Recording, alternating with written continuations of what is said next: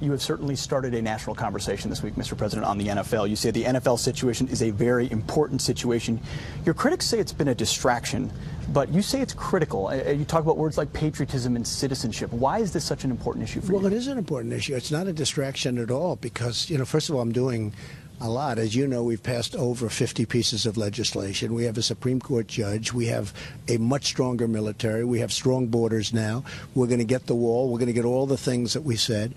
And now we're going, as you know, today is the big day. We're announcing the biggest tax cuts in the history of our country. So there's been no distraction. But the NFL cannot disrespect our country. They cannot disrespect our flag or our national anthem. And they can't have people sitting down or kneeling down during our national anthem. And I saw this a year ago with Kaepernick, and I said, this is a terrible thing. I thought it was terrible. And then it builds up a little bit and a little bit more, and you see what's been happening, and then all of a sudden you see more and more and more. And I came out and I made a statement in Alabama the other day, and I said, I think it's very disrespectful to our country. And the world picked it up. And guess what? Most people agree with me. And the NFL's in a box. They have to do something about it. They're disrespecting, and when I say they, in a way it is they because they can stop it. They have rules for everything. You can't dance in the end zone. You can't wear the pink socks relative to breast cancer, which one of the places. They have rules for everything. Why aren't they honoring this country by enforcing a rule that's been in existence for a long time? So the NFL and the players really have to do the honor of the country. It's for the honor of the country. They have to respect our country. They have to respect our flag and our anthem. What prompted that in Alabama? Well, I have so many friends that are owners, and they're in a box. I mean, I've spoken to a couple of them. They say, we are in a situation where we have to do something. I think they're afraid of their players, you want to know the truth. And I think it's disgraceful. And they've got to be tough, and they've got to be smart, because you look at the ratings are going way down. The stadiums are... I've seen a couple of stadiums over the last few weeks. They are losing. There are a lot of empty seats. I couldn't even believe it. But when it comes to the respect of our nation, when it comes to the respect of our anthem and our flag, they have no choice. You have to have people stand with respect. Mr. President, we're here in Indiana. You're going to launch your tax reform plan in front of this crowd. Who is your tax plan intended to help? Really the working people. We say the working people, middle class, the people that really haven't been treated right, Pete, and they have been treated right, really for a long time, have not been treated right. Also, it's going to be for businesses where they're going to employ jobs, where they're going to bring in jobs. So it's for jobs. This is a tax plan for jobs and growth for our country.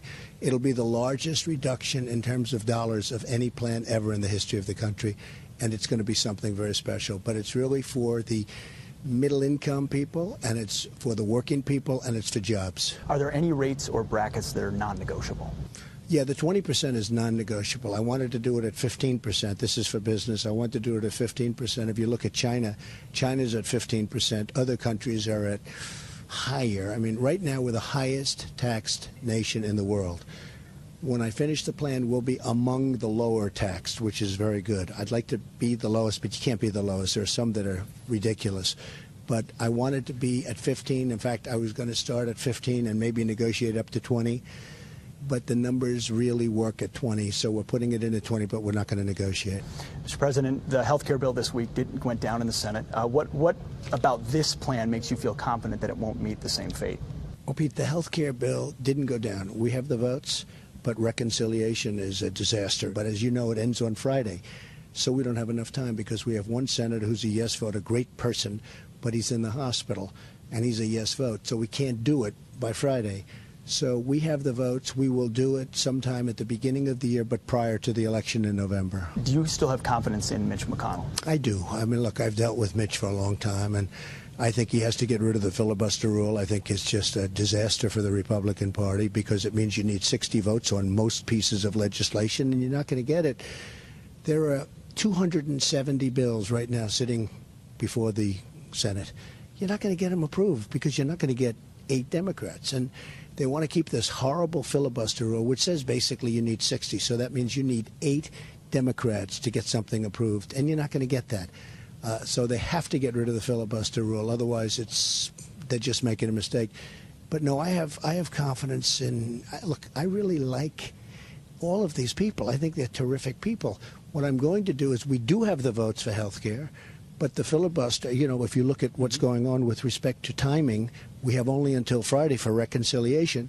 So we're going into next year. But in the meantime, I'm going to start negotiating with Democrats, and we'll see what happens. Do you feel like when you start negotiating with Democrats, do you feel like you can trust Chuck Schumer and Nancy Pelosi? It's not a question of trust. First of all, you know, I have a nice relationship with them. It's not really trust. It's if we can do a great health care bill, bipartisan, I'm okay with that. Even so if it's not we a have, repeal? Pete, we have the votes to get it done.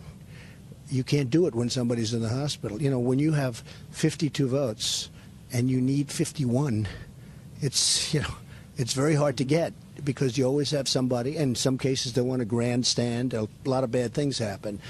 But we have the votes, but we don't have the time because it's Friday. I mean, literally Friday it ends at a certain time on Friday. Mm-hmm. So we'll bring it into a few months from now. We'll vote it. It's block grants. It's going to be great health care. But in the meantime, I have that little period of time. I'll negotiate with the Democrats. If we can come up with a fantastic health care bill, that's okay with me. Good for both parties, bipartisan.